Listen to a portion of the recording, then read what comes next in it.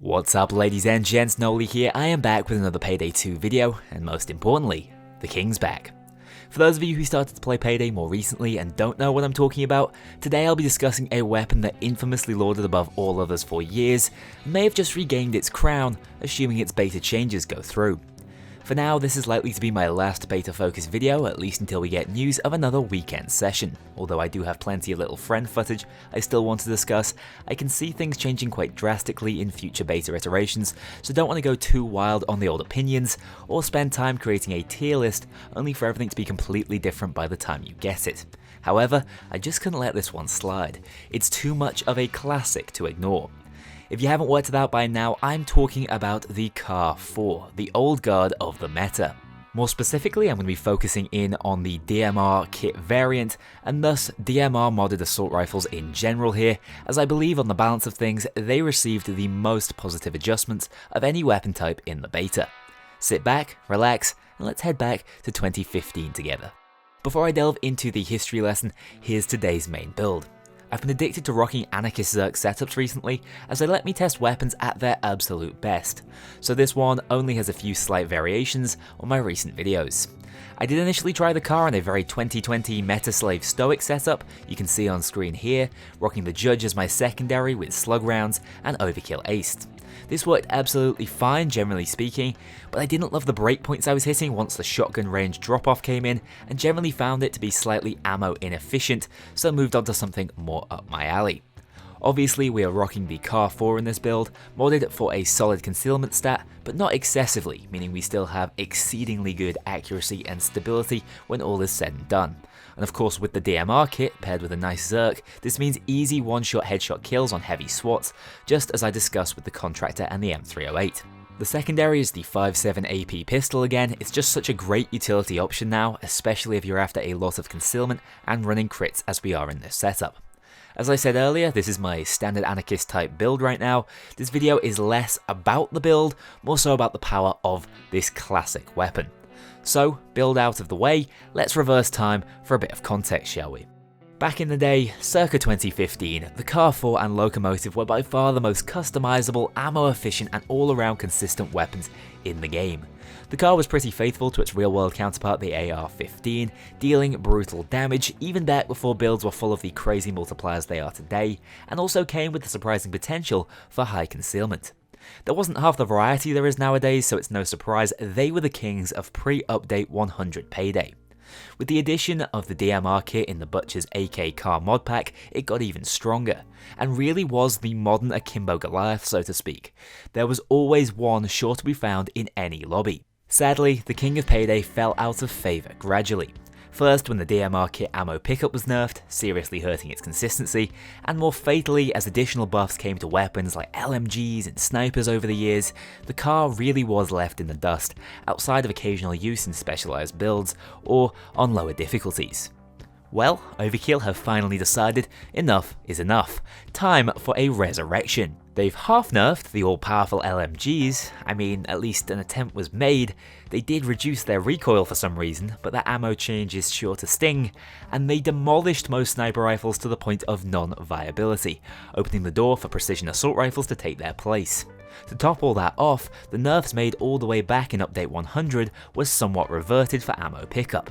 The CAR-4 now picks up between 2 and 3.3 per ammo box, even with the DMR kit attached. Very economical rates, assuming your aim is serving you well. Which it damn well should be, as all the other statistics on this thing are just as good as you remember them being. Damage is around that 170 mark, putting it easily in range of the 255 breakpoint with just one multiplier skill, and accuracy and stability are moddable to 100-100 in less concealment heavy builds.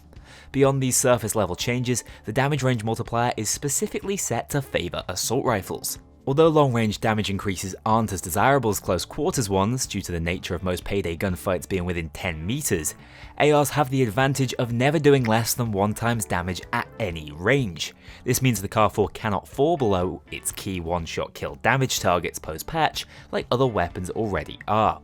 The 1.5 times range multiplier is therefore just a nice bonus, especially on long sight-lined heists such as Bomb Forest and White Christmas. just about everything that could go right for the CAR-4 did in the beta, so expect it to be a top tier option come the integration patch, unless Overkill follow up with some serious adjustments. Sadly, it's not good news for its best buddy Old Loco though.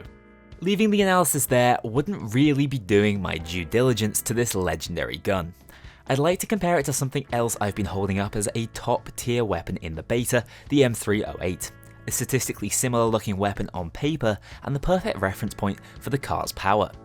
Generally, I've found the CAR-4 to be a marginally more consistent performer with lower recoil, access to the speed pull mag, and a very familiar handling style. It also gets its damage bonus at a lower average range, which means it's more universally useful. However, the M308 is still probably the more explosive option, with higher DPS, more disposable ammo, and less costly concealment mods, so choosing between the two is a real point of preference.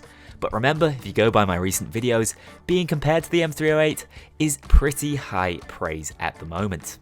Personally, I'm ready for the car's return to the meta. I now lean towards precision weaponry in Payday as I get a lot more satisfaction out of using them, and feel I've had my fair share of heist completions due to the Goliath screen size spread, LMG spray downs, or the truly brainless Dragon's Breath Grim 12 gauge. It's definitely time for a change, and if that means an old friend coming back into the fold, then so be it. Also, to be clear, I'm not saying it's back to being the outright strongest weapon in the game.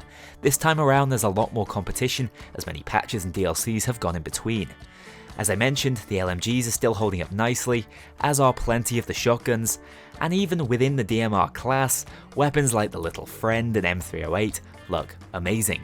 Hell, even the Contractor 308 is getting away with that punishing sniper nerf, it's just so spammable at the moment. What I would say here is that the CAR-4 is certainly back and is still an incredibly fun and satisfying weapon, either precision playstyle suits you best. Whilst it may be a little overtuned right now, and ARs going unaffected by the damage fall off does perplex me, I don't think it should be Overkill's top priority going into the second phase of the beta. It's not as dominant as it once was, despite still being high tier by the looks of it, and sadly, there are far more pressing matters, like why does the Thanatos do only 50% damage up close? And seriously, who accidentally buffed the M60 in this beta? Sort those issues out first, have a look at skills and perks in the near future, and then the meta will have settled down enough to survey what's climbed to the top by the end of it.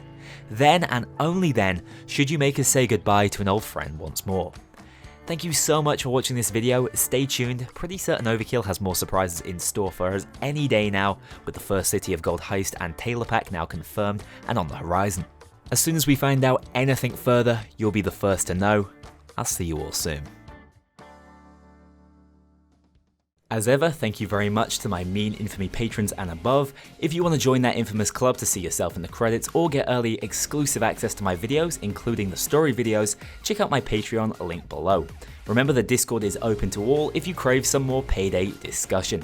Thank you very much for watching this video, and I'll see you all very soon for the next one.